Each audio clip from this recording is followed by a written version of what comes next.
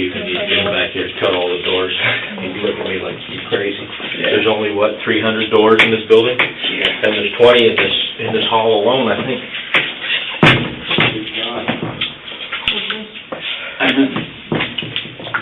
Yeah, all right, that's enough. Chief, that's right, chief. Probably. Nope, that ain't gonna work either. Nope, same here. There you go. I'm gonna take my glasses off so I can see. Yeah, if you would.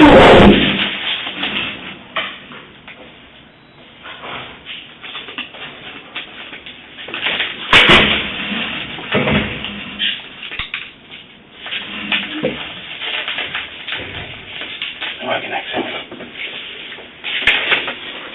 You can? Yeah, no, I try not to breathe whenever I collect swabs.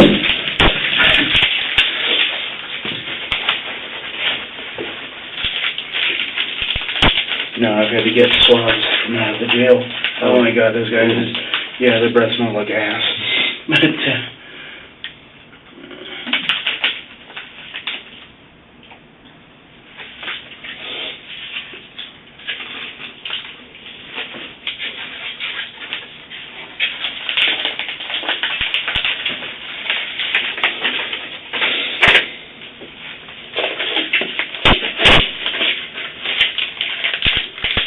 But, yeah, what I'm gonna have you do next, I'm gonna go ahead and I'm gonna close this envelope up and put a piece of tape across it, and then I initial, and then I put an X. What I'm gonna have you do is I'll give you the Sharpie, have you initial, just put your initials just half on, half off of the tape, just as I done.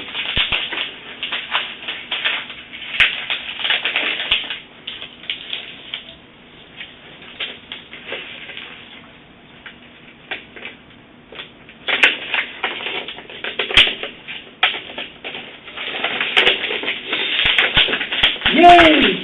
I cut the edge of the envelope so that way they don't get a nasty gram. Like the one you sent me? Not me. The evidence says that.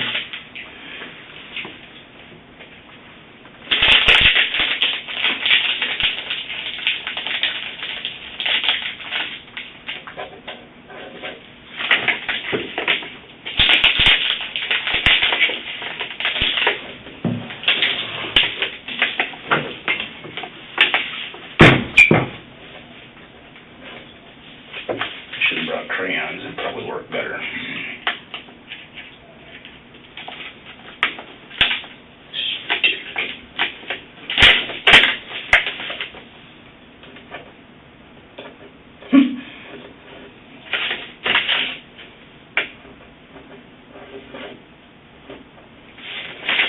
Alright. Just right on the 1X? By half on, half off the tape. It's just initials. It doesn't need to be. And on the top one. Left-handed. Sorry.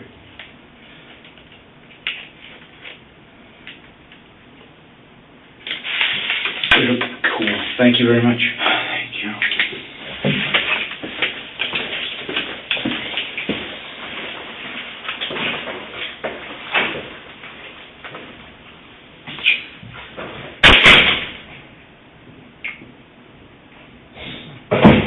How's your day? Not good. Did you go to school? No, school starts at 6, but... Did you go to work today?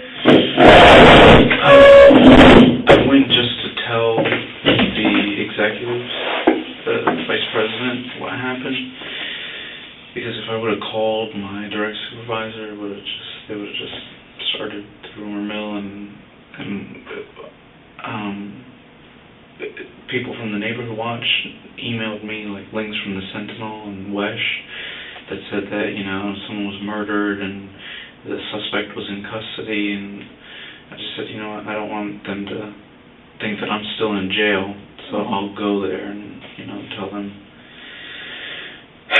And then I went to the doctor and my psychologist, and I think the psychologist was when it hit me the hardest.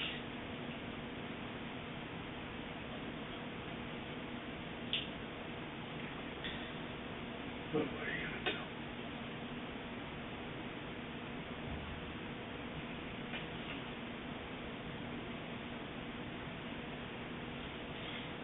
Have you ever had to shoot anybody?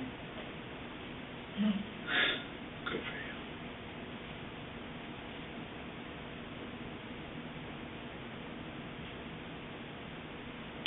You're probably stern enough to get the point. Sorry? You're probably stern enough for it to get the point. You got that. Hmm. Authoritative, commanding They can presence. see that I'm all geared up, they. I think even without it, So, I wouldn't question your authority. My wife's a mess. You any kids? No, thank goodness, not yet. Well, she said she was at home and she wondered why you hadn't returned, or? No, the first guy that got there, I thought he was a police officer. And I asked the police officer if I could call my wife, and he said no. So I asked him to call and tell her. So she knew within 5 minutes.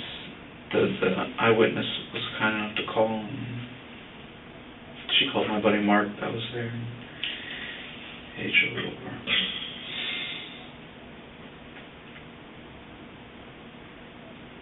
Did they do a MRI or anything on you? No, she asked me if I wanted an MRI or a CT scan, and she asked why they didn't do one, and I said they just brought me, they said that they were going to bring me here first, and, you know, they washed my head off, and they felt my nose, and then they said they were going to bring me here first and then take me to CFR, and I didn't, the acronyms, I didn't get them at that time, but my doctor said if they didn't do it then, that I should just be cautious if I start vomiting or get nauseous or any loss of vision or blurriness. But other than that, there was, if they cleared me at the site, then it was up to me if I wanted to pay for it. And those things add up quickly. So. You have insurance? Yeah, I do, but it's like, Still has them. it's like the bargain basement one. Yeah. That's like, you know, a $5,000 copay before they pay anything out, Okay. and then they pay like 50% of whatever your bill is, so.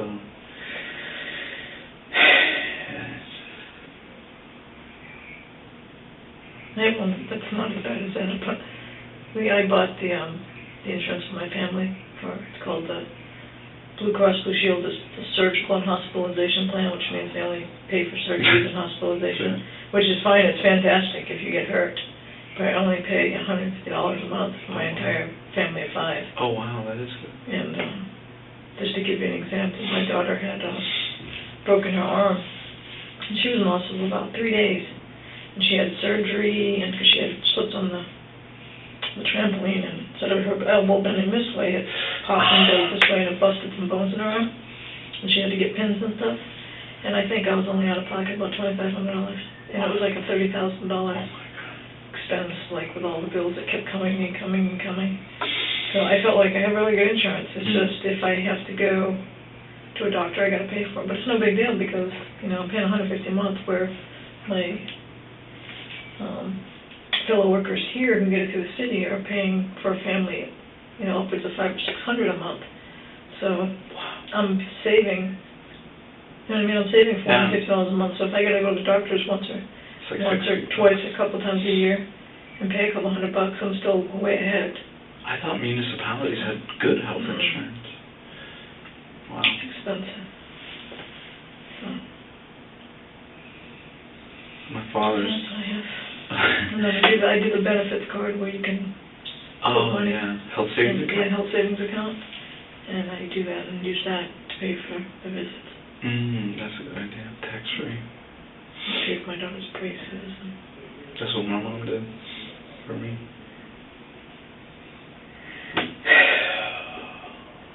My dad's retired Army. I'll never forget. They have, you know, really good insurance. And when I was a kid, they have a form at the pharmacy that you can fill out for like not prescription medicine, like Benadryl or hydrocortisone, bandages, stuff like that. I was a young kid, and I took the form, and I just started checking stuff off, and I was like, yeah, I want that, I want that, I want that, and I turned it in, and they gave me a bag full of stuff, and I went, and I was all excited to my dad. And I said, Dad, look, all this stuff was free. I'll never forget. He said, none of this is free, George. I paid for this with my service. Man, I felt like garbage. Someone's paying for it somewhere. Yeah. But that's good that he taught you that, because a lot of people just think if someone else is paying for it, they don't care. It's free to them. Amen. Go and take it all back. And that's why you'll have people who have free Medicaid and stuff. They'll go to the emergency room because their kid's coughing too much, instead of going, okay, this isn't really the appropriate place, but they don't care. The doctor will see them, and the state will pay $1,000 or whatever it costs for the visit, and they don't care. He thinks I don't listen when I do.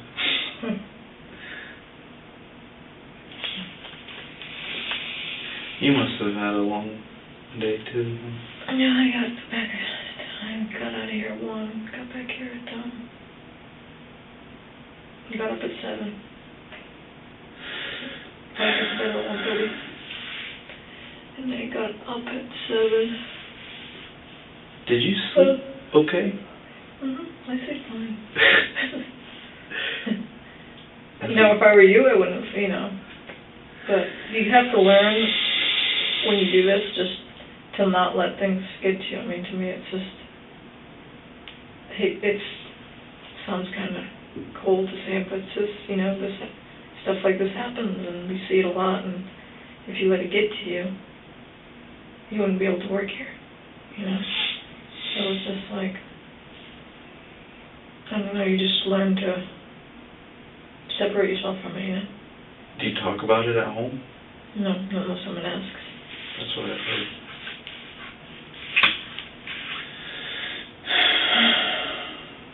I go home and watch TV with my kids, play with my kids, but I don't ever talk about work unless they ask a particular question, and I'll tell them. But if they say, how was your day at work? I'll be like, it was all right. That's at the end of it, unless they want particulars. How does it work? Like, you get called in as an investigator, and then you're on duty until the investigation is, like a preliminary investigation. Yeah, we stay here until we have no more leads, and then we go home, and or whatever we can, to the point where there's really nothing else we can do at this point. We can just come back in the morning. And then you have to come back at your next scheduled shift? Yes. You can't, tell them I was out till 1?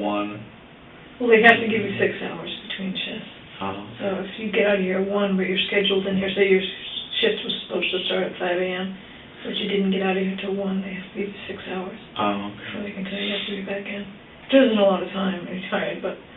No, by the time you get home... But your supervisors will work with you, if you say, look, I'm really tired, and if there's nothing I can do between 5 and 8, I can just start doing whatever I need to do at 8, they'll let you come in later and get it done. But at that point, you've earned the overtime, you don't want to lose it. So That's it's just true. like, Yeah. You have bills to pay.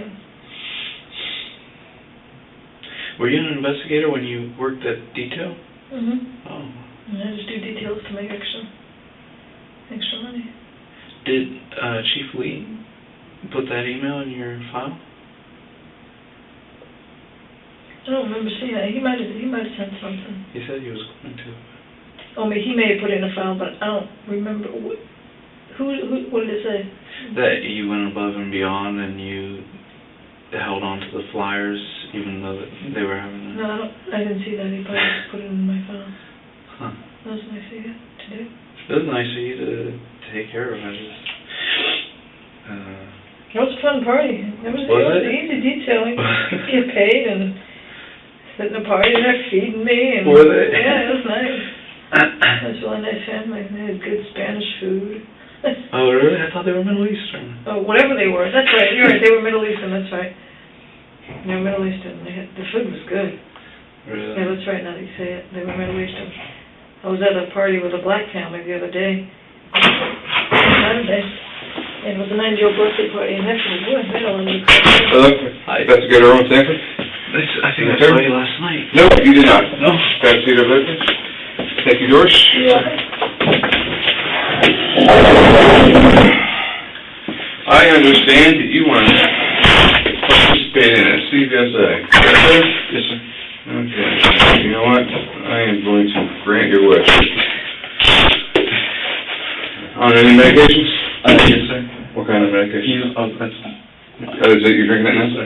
Okay, sorry about that. That's I take Libra for my stomach. Any narcotics? I think Adderall is considered. Adderall, okay, that's fine. I'm not worried about And Adderall. Temazepam. Temazepam, okay. You got ADHD or something? Yes, sir. You do? Okay.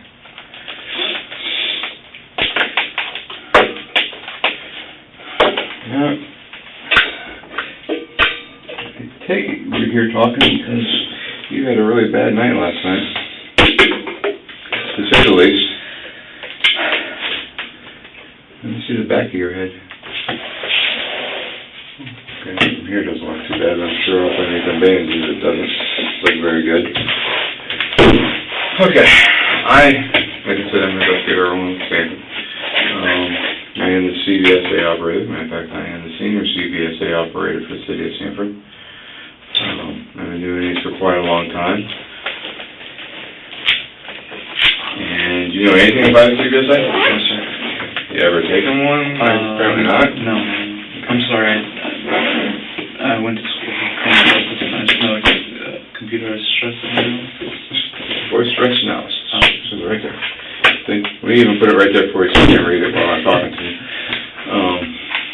Basically, you're right. It's a computer-aided truth verification system. I'm sure you know Polygraph, all that kind of good stuff. This is basically the latest and greatest in truth verification. Polygraphs are great. I think they are wonderful, but some of them have, everything has to take it someplace. Okay? Yes, sir. Okay. All right. First things first, let's get rid of the administrative stuff. Yes, sir. Okay, what I need you to do, I need you to read this. Okay, and I need you to fill in this, and if you agree with the terms, sign down there and date it. If you don't, say so. And then we'll talk.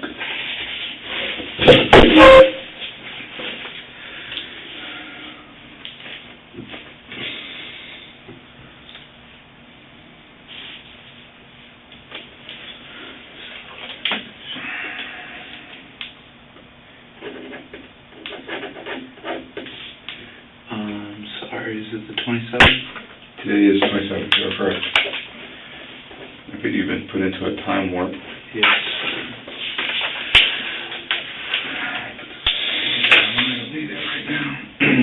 You understand it? Yes, sir. Okay.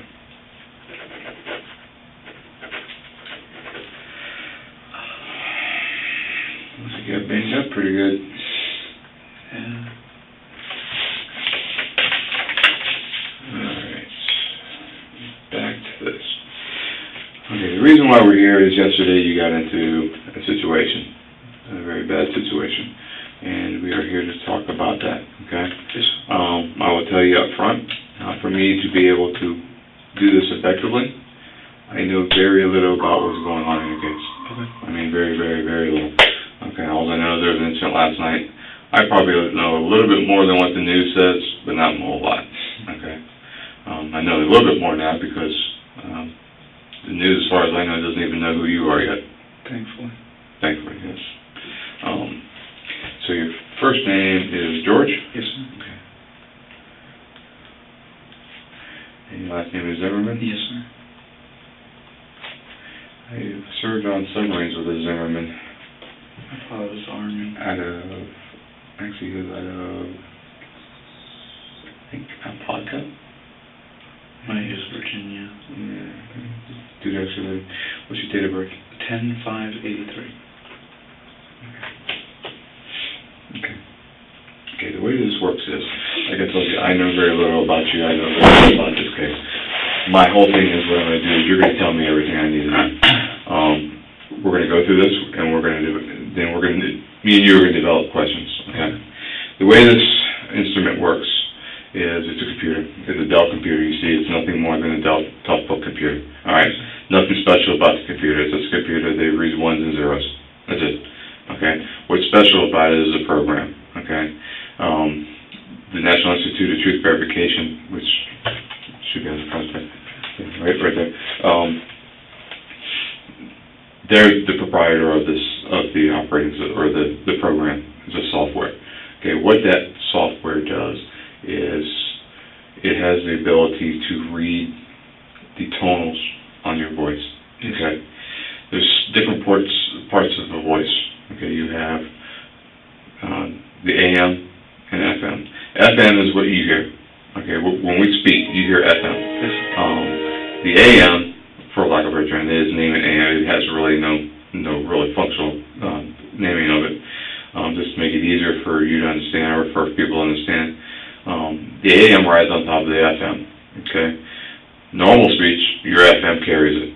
Okay, and pretty much overshadows it. When stress is involved, that FM diminishes, and what happens is the AM rides on top, and you can actually see it.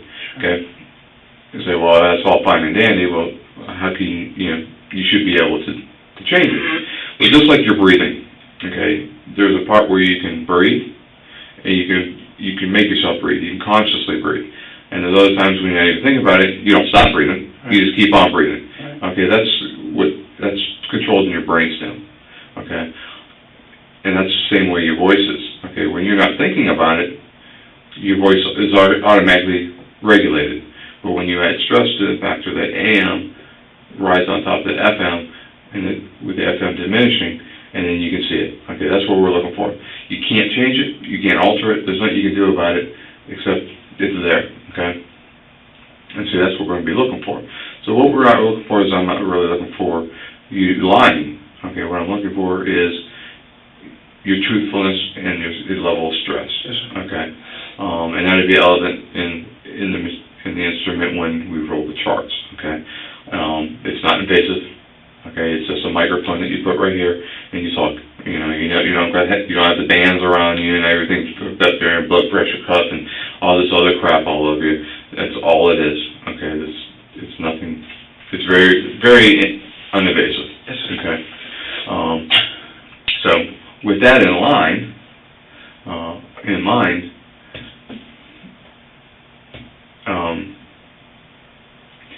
what I need to do is drop you down, to make sure that there's no residual stress in you. Okay, to get a good charts, I need to make sure that you're calm. Okay, all right. The events of last night.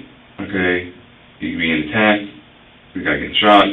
Okay, you being investigator Sereno and Sergeant Smith and everybody, all this attention and all this rigmarole. All right, you're stressed. Okay, now you're here at the station talking to us again. You're stressed. Okay, I understand that. My job is to bring you down to a level to where we can sit here and talk, okay, bring all this out on the table, and then develop these questions. Okay, there's going to be 9 questions, and we'll go over the questions before. You'll know them all before we start, and then we'll go over it, and then we'll take the exam. Okay? Yes, sir. Kind of make sense? Yes, sir. Okay. Right now, where would you say you're at as far as the stress level, from 1 to 10? 10 being the worst. I don't know. You don't know? 6, maybe 7. Okay. Pretty high? Or Yeah. mediocre, because you're kind of getting numb. It's like it's in the back of my mind. Right, okay. You nervous about sitting here talking to me at the station? Not necessarily, no. No. You came here on your own free will, no Yes, doubt, sir. right? Okay. Investigator Sereno didn't say, you're going to come down here or I'm going to thump you or anything like that? No, sir. I'm going to bring your eye out with a cigarette? No, sir. Okay, all right. Well, he does that, so you got to be careful with that. Okay, so what we're going to do is we're going to start. Now, what I want to do is I want you, in your own words, I want you to give me the scenario from the start to finish. Okay, and I'm not going to interrupt you, I hope, for the most part. And then we're going to go back and we're going to dissect some stuff. Okay, things that I think that I might have questions about. Okay, you see me writing, it doesn't mean anything. Okay, I might write just to write. Okay, or it might be something that I want to ask you later. Okay, so don't. If you see me sitting here jotting or something, don't take it into offense. Sure. Okay? Okay. Alright. I have one question. Go ahead. I can't really breathe out of my nose, so I have to breathe out of my mouth. Mhm. Is it okay if I drink water during the You test? can drink as much water as you want. Okay, Okay. thanks. Get your nose broken? Yes, sir. Okay. So, start from the beginning. About what time yesterday? About 7 p.m. I left my house to go to the grocery store, buy my groceries for the week. What store did you go to? Target. Mm-hmm. And I was leaving my neighborhood when I saw this guy walking slowly in front of a house, looking towards the house. And I knew he didn't live there, so it made me a little suspicious, and then he kept staring around him, at me, and behind, and it arose my suspicion. And then it was raining, and he didn't look like he was in a rush to get out of the rain. He didn't look like he was hardcore physical, like exercising, that he was, running in the rain. He just looked out of place from what they've taught us in the neighborhood watch. So I drove past him, and I went to the clubhouse, and I called the non-emergency line. Mm-hmm. As I was on the phone with the non-emergency line, he walked past my car, and I lost visual contact of him. The operator asked me if I could get to somewhere where I could see, or at least give them a direction of where he was headed. Mm-hmm. I said yes, so I pulled out and I drove adjacent to the clubhouse. And I was unfamiliar with the street name. The operator asked me what street I was on, and it's not the street that I live on. It's a side street that cuts through the neighborhood, and I told him I didn't know. And they said, we need to know when I was at the clubhouse. I gave them the clubhouse address, and they're like, we need to know what house you're in front of. And I said, listen, if you come to the clubhouse, you can go straight and left, and you'll see me there. At this point, the guy walked around my car. He had his hand in his waistband. I didn't hear if he said anything. My windows were up, and it was raining, and I was on the phone with the non-emergency dispatcher. And then he disappeared back through a cut-through between the houses. While he was doing that, the operator asked me, they said, we need to know what exact address you're at. And all the houses I was next to, it was the back of the houses, and they're townhouses, so I didn't know the address. And they said, we need to know what street you're on or what address you're at. I think in the heat of the moment, I might have given them my street address. And they said, is that your home address or where you're at now? And I said, that's my home address. And I got out of my car to look for a street sign so that I could at least tell them what street I was on. And there was no street sign, and I couldn't make out the house in front of me because there was a big pickup truck there. So I knew if I saw him walk through the cut-through and then make a right behind other houses. I knew if I went straight and I didn't cut through where he went, that was the street that I lived on, Retreat View Circle. And I knew if I got to that street, I could tell them the exact house number and street that I was at.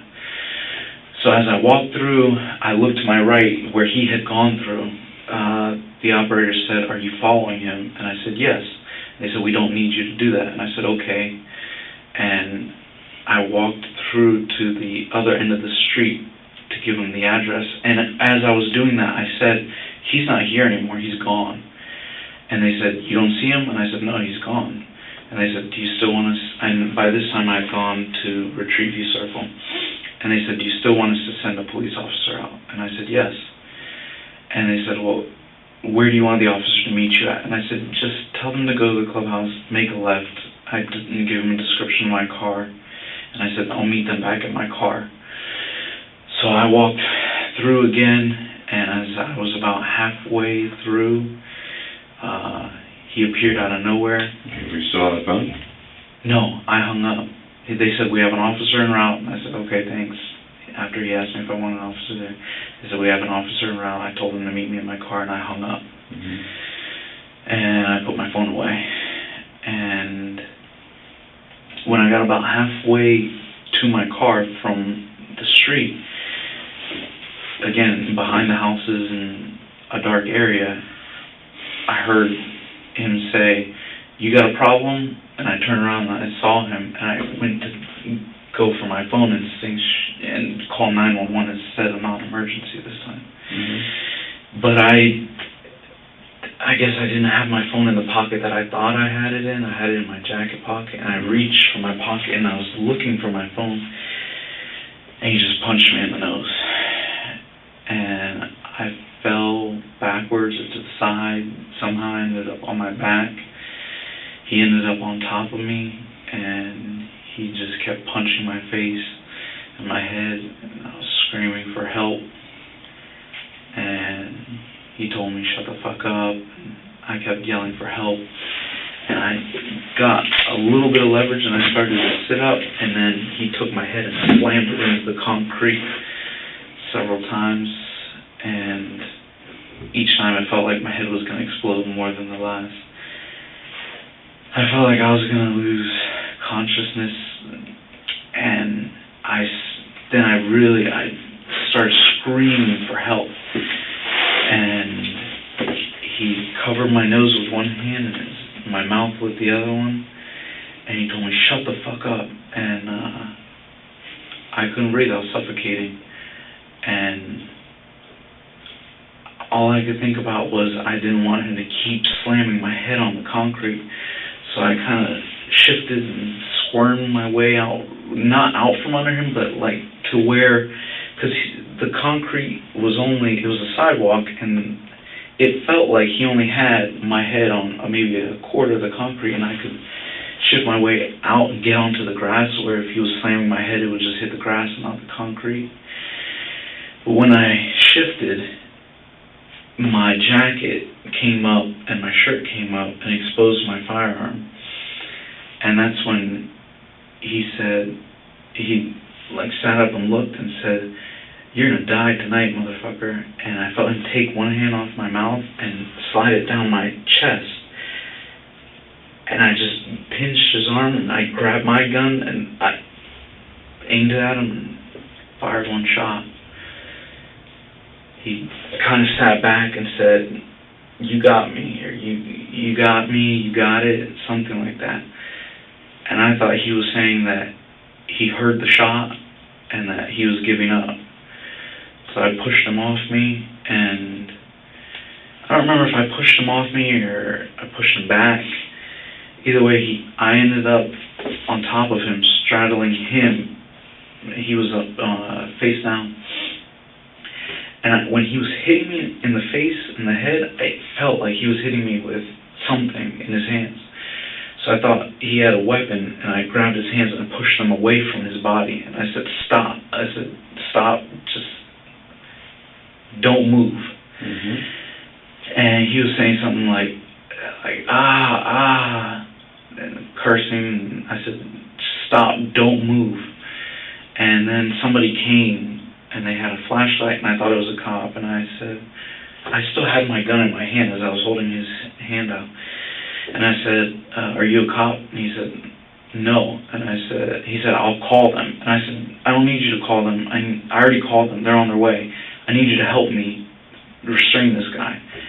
And he said, I'm calling the police. I'm already on the phone with them. And I got up off of him because he stopped struggling.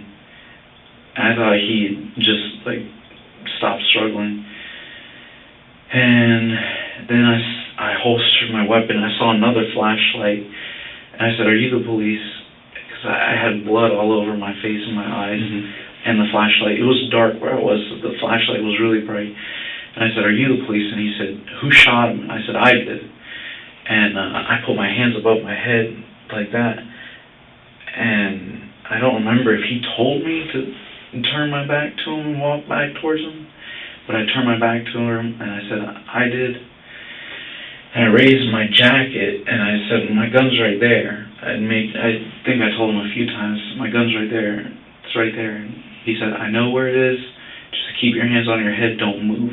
I said, can you just take my gun? And he said, I'm taking care of it. Just don't move. So I stopped. He handcuffed me. He took my hands down and handcuffed me. Oh, that's when he brought my hands down. I said, my gun's right there on my right side. Because I didn't want him to think that, I was going to grab for it or something. So he put my hands behind my back, handcuffed me, and then he took my gun. And I think it was the same officer that took me to his car. And paramedics got there. They went to check on him first, and then they came over and poured peroxide on my head, on the back of my head, felt my nose, and they told, I don't remember if it was a police officer or another EMS guy, they said his nose is broken and he's going to need 1, probably 2 stitches on the back of his head.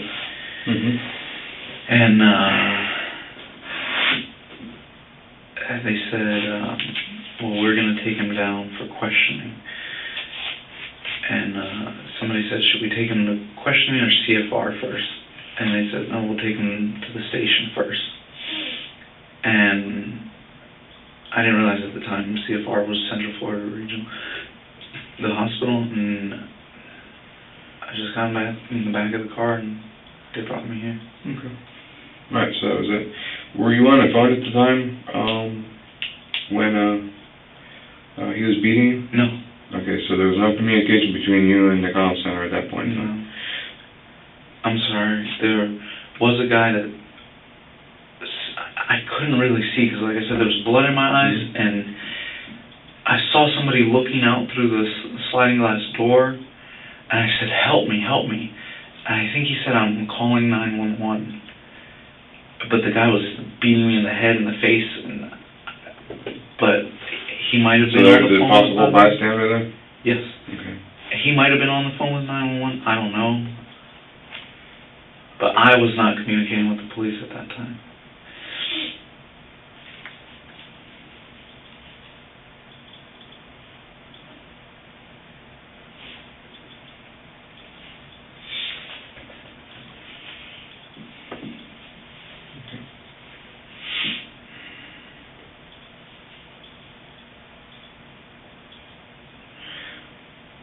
Okay, after he disappeared in through the cut-through, okay, he turned to the right, you said, right? Yes, sir. Okay. At that time, you hung up, right around that time, you hung up with dispatch? Shortly after, yes, sir. Yeah. And then you were walking there, you're walking back through, but you walked through where he disappeared, right? Yes, sir. Okay. The next thing you know, he comes out of nowhere. Yes, sir. He says, you got a problem? Yes, sir. Or something along that line? Okay. At that point, you went for your phone? Yes, sir. And he punched you in the face? I answered him. I said, no, I don't have a problem. Okay. And that's when I went for my phone and he punched me in the face. And then you guys exchanged some punches? I didn't hit him at all. I mean, I was trying to defend myself, but every time he punched me in the nose, it felt like my head was going to explode. Okay. Was it at that time you pulled out your gun? No. No. At any time prior to, did you pull out your gun? No. Okay. So this possible bystander that you told to call 911 or help, he should be able to tell us that your gun was still in your holster? Yes, sir. Okay. Or didn't see the gun? Correct. Okay. Because if it's in your holster, you probably wouldn't see it. No, sir. I mean, as we were wrestling, like I said, my jacket came up. I understand that. He saw it. But if he was to look out and look at you, you wouldn't have been in your hand or anything like that? Okay.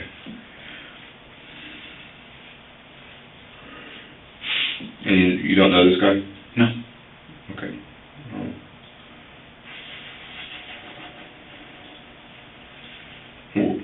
Other than, why'd you try to maintain such close proximity to him? To tell the police what direction he was headed in. Did you feel that you put yourself in danger? No, because where I was parked, my headlights were illuminating, Mm-hmm. and I saw him turn down and by the time I was on the phone with the non-emergency, by the time I got to where he was at, I felt he had already made his way. I've called non-emergency probably a dozen times, and these guys are known just to run. As soon as they get suspicious, they run, and they know the neighborhood back and forth, and they just disappear in between houses within seconds. So I kind of walked, and I looked around the corner, and he was gone. So that's why I told him, non-emergency, he's gone. Okay.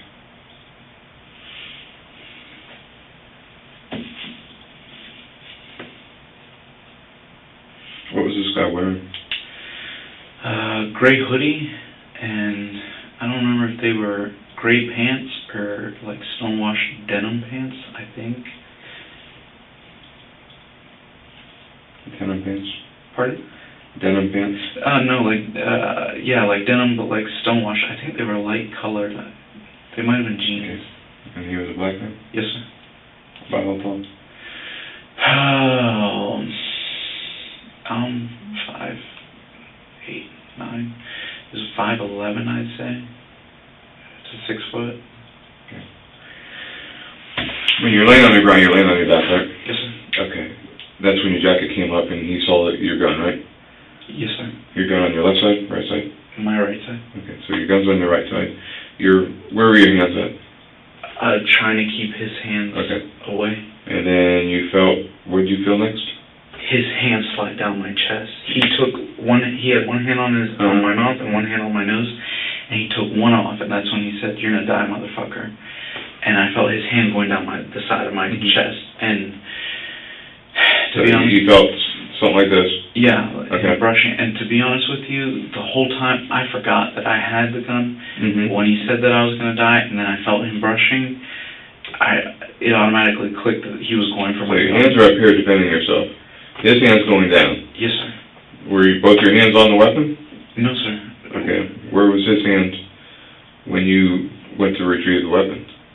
One hand was going towards the gun. He took it off my mouth. Right. And I was trying to get his hand, he was suffocating me, so I was trying to get his hands off of my face. So when I felt his hand, he let go of my mouth, so I wasn't trying to do anything again with my right hand.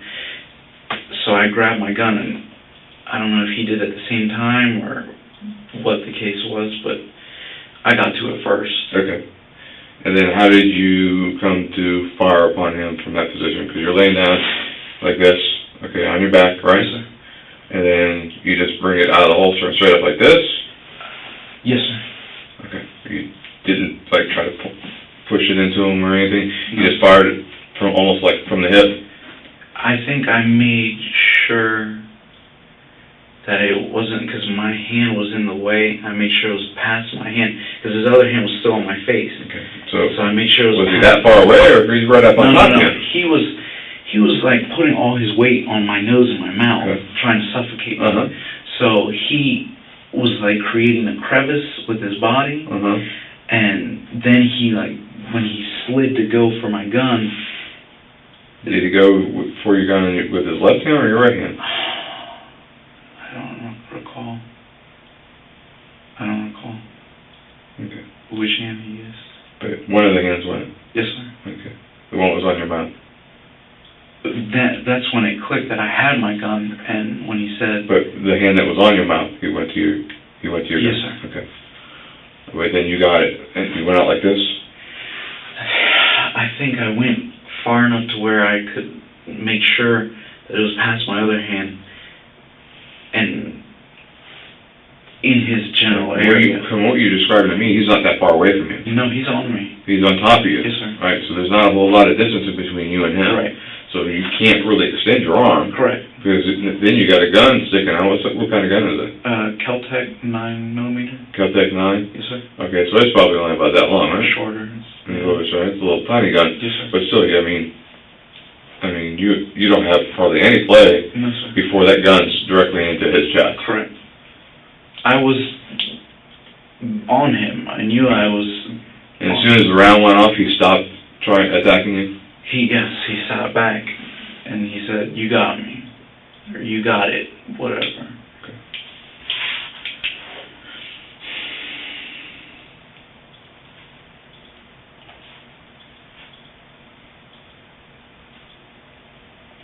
I'm sure it all happened just like quick, too.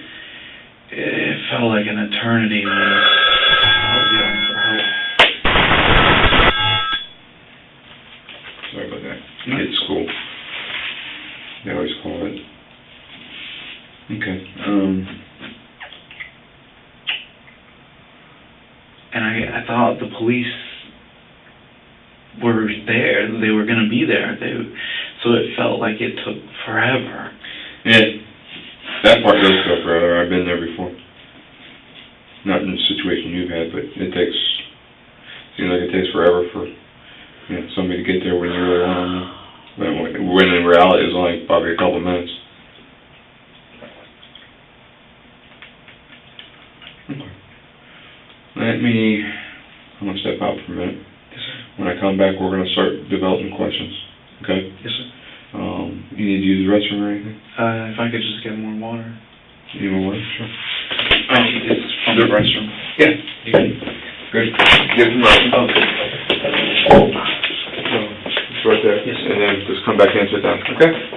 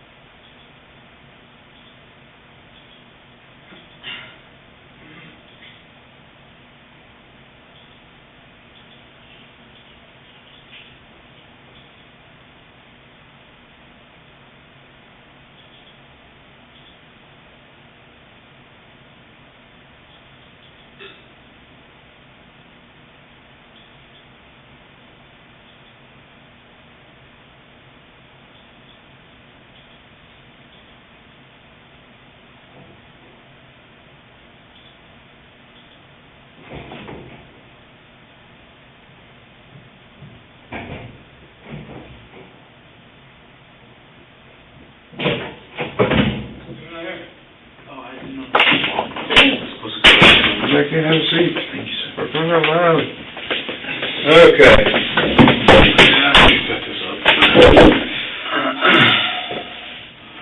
So you feel a little bit more relaxed with me? Yes, sir. I'm not a very...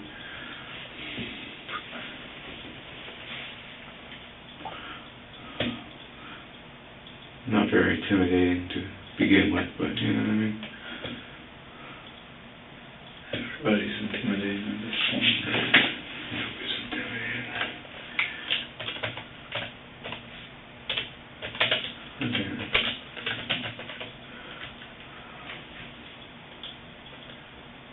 I think the sergeant went to the class, or the supervisor, the guy you said supervisor. Just so you know, they're not mine. Alright, I'm thinking. There's somebody's...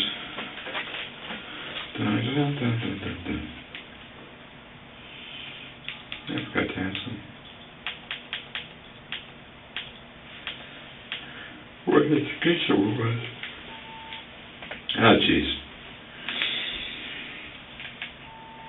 Get off the phone. Oh, my employer asked for the case number too. Why? They have no business to it. I guess they wanted to see if was it a criminal or something? Yeah, what was the last 4 of your case number?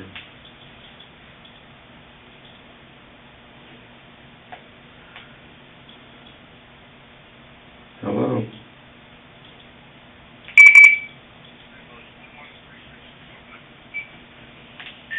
Oh, all right.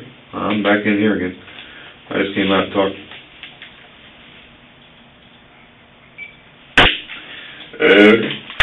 Good for you there, Chris.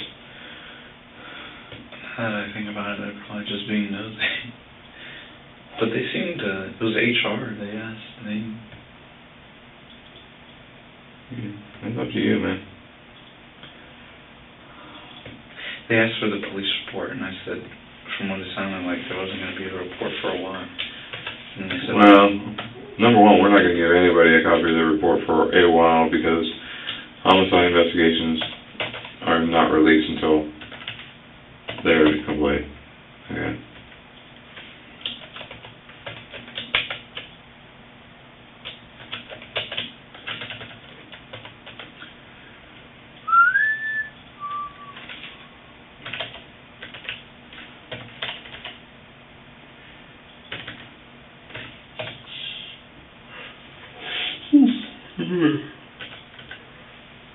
Tired. I hear ya. Okay, here we go.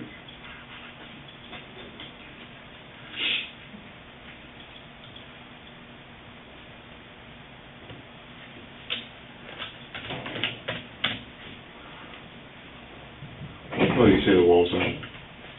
Cream? Okay. Remember that. We agree that they're green. Okay? Yes, sir.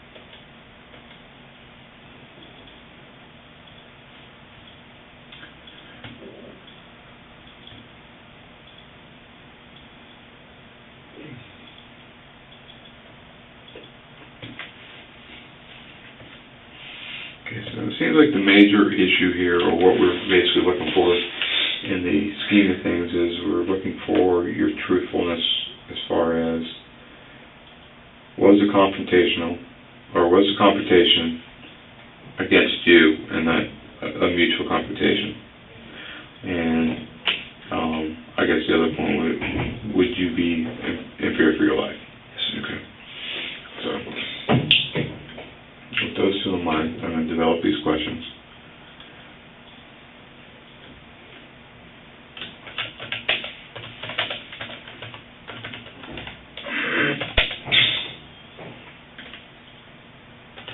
And what do you call this guy? You call him the kid? You call him... The guy. The guy?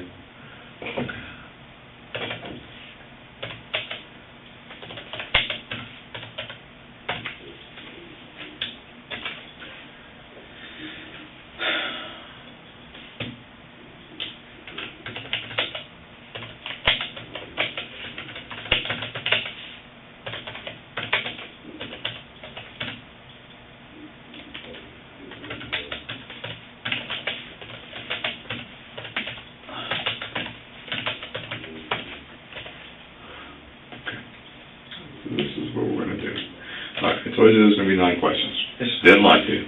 There's gonna be 9 questions, okay? We got 3 types of questions, all right? We have irrelevant questions, which are everyday questions that should impose no stress, okay? They're very benign. Is your name George? Is today Monday? Is this the month of February? Are we in the city of Sanford? Am I wearing a watch? Okay?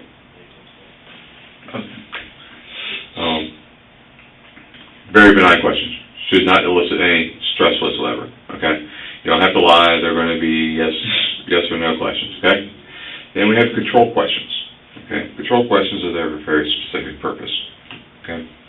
They're there to see what you look like when you do lie, okay? So I'm going to ask you 2 questions that I want you to purposely lie to me, all right? Those questions are, is the color of the wall green?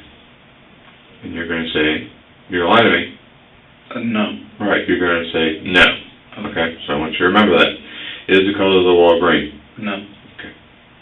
The other one is, I'm going to preface it with, you were driving last night on your way to the store, correct? Which you never made, right? Yes. Okay. So therefore I know you drive, you have a driver's license. Okay. At some point in time in your life, I'm sure you've been stopped by the police for speeding. Yes. Okay. What I want you to do is I want you to remember that situation when you were driving and then you first figured out that you were getting pulled over by the police, or you first saw that cop, that feeling you got inside you, that oh shit feeling, your nerves went through the roof, your palms got sweaty, your throat got tight, okay, your heart started pounding, okay, you started breathing heavy, you got real nervous, okay, you remember that, the way you felt? I want you to remember that when I ask you this question. Have you ever driven over the posted speed limit? And you're going to tell me? Yes. No, you're going to tell me No. no. Okay? You're going to lie to me again. 2 questions, you're going to lie to me. Okay. All right? Is the color of the walls green? No. Okay. Have you ever driven over the posted speed limit? No. Okay. Very good. Remember this. Okay? Okay. You got it? Yes. Okay. And then we're going to ask you this. Okay? These are the relevant questions. These are the questions I want to know whether you're telling me the truth or not on, okay? Were you in fear for your life when you shot the guy? Yes. Okay, since you don't know this guy's name, and you call him the guy, then I'll call him the guy. Okay? Yes, sir. Okay. The other one is, did you confront the guy you shot? No. Okay. So both those. That one would be a no. The other one's going to be a yes. Correct? Okay. Make sure I got it right. All right. That's it. That's all 9 questions. Not bad? No. Okay. All right, what I want you to do, is that your umbrella? Yes, sir. Okay. I want you to take that chair, Yes, sir. turn it facing that wall, and have a seat.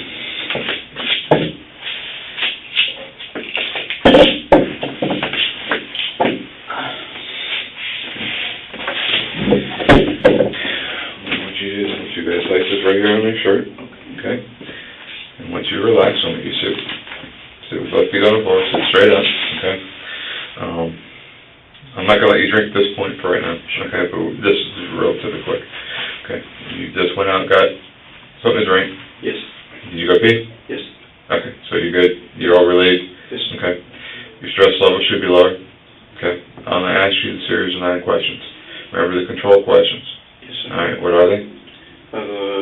Walls green, and did I ever drive over the posted speed limit? And your response to both of those is going to be? No. Okay. What I'm going to do is I'm going to, when I ask you all the questions, I want you to respond in a yes or no answer. Not yes sir, not no sir, don't add anything else to it, just yes. Just a simple yes. Okay, just like you've been talking to me this whole time. Okay?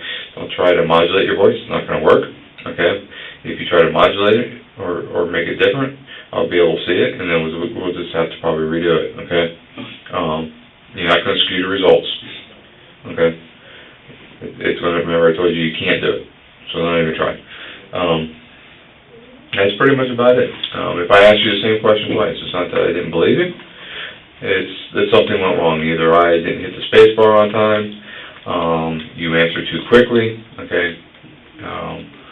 Something went awry, and then we got to redo it, okay? Yes, sir. So don't read into it and get all nervous on me, all right? Yes, sir. what we're gonna do is we're gonna calibrate the machine. Let's see.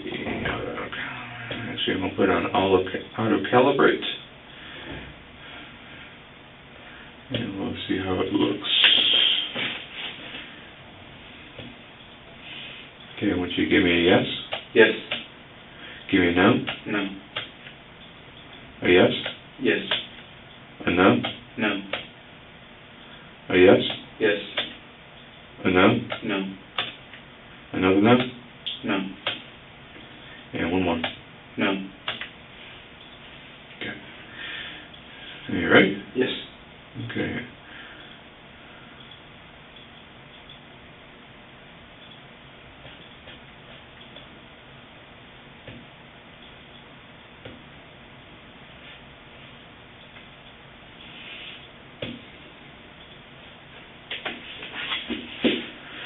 Is your name George?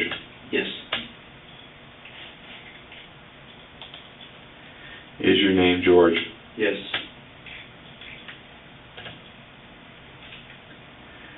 Is the color of the walls green? No.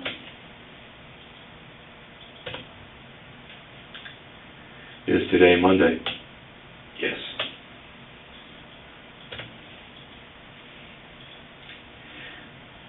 Did you confront the guy you shot? No.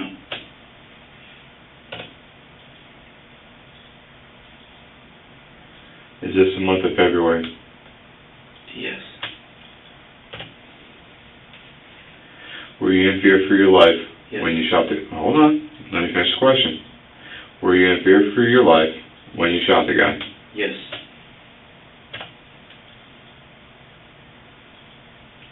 Are we in the city of Sanford? Yes.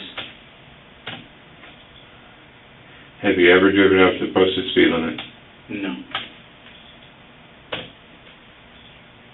Am I wearing a watch? No.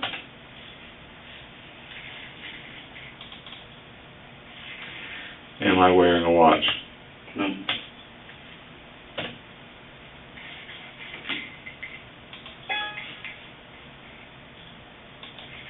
Okay. That was 9 questions.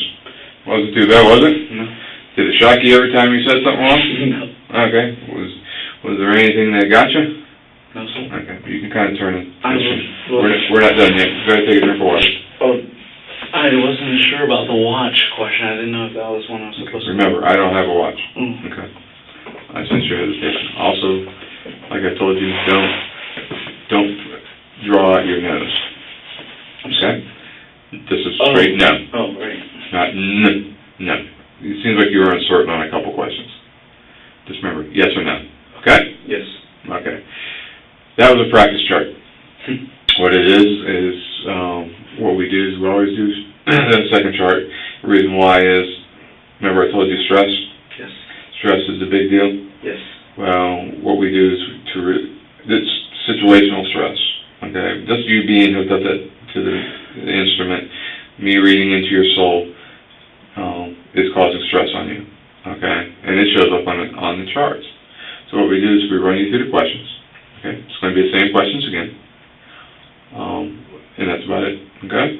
Okay. Alright, so we're going to run it one more time. Remember the control questions, which are? Are the walls green? And have you ever driven over the speed? Okay. Am I wearing a watch? No. Okay. Wait for me to finish asking the question completely. Okay? Okay. Alright. You'll be alright.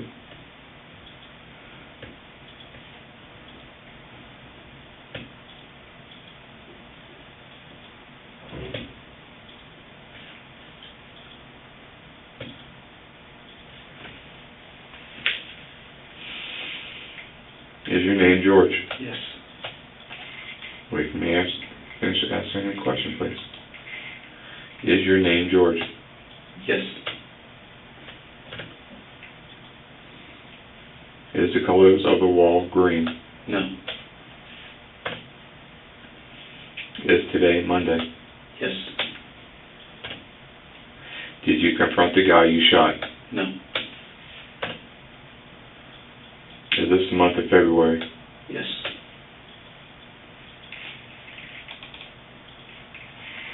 Is this the month of February? Yes. Were you in fear for your life when you shot the guy? Yes. Are we in the city of Sanford? Yes. Have you ever driven over the posted speed limit? No. Am I wearing a watch? No.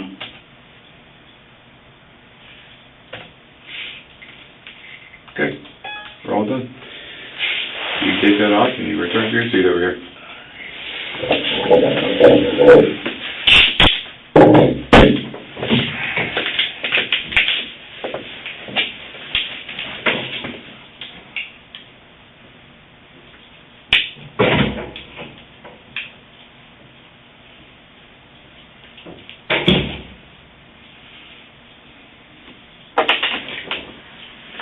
Perfect timing. This is your last episode?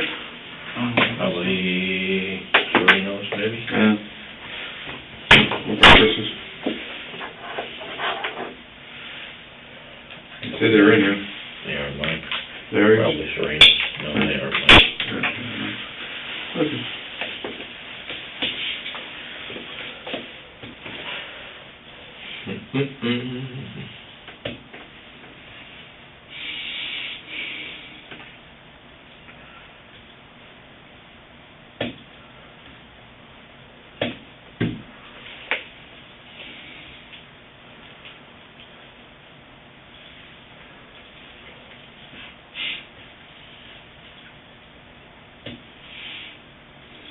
You can go over and hang with him? Nope. I am done. Huh? I am done with him. Wonderful. All right.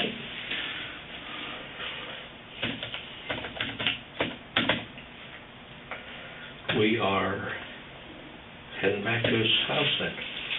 They're already out, Chris, and I sent those 2 out to start canvassing the neighborhood again, see if we got anybody, see anything or do anything.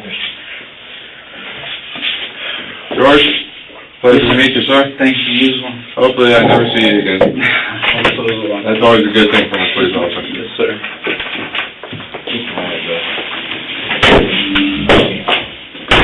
India.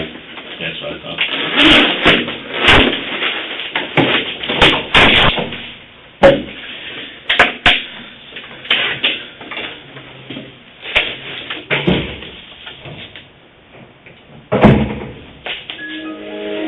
All right.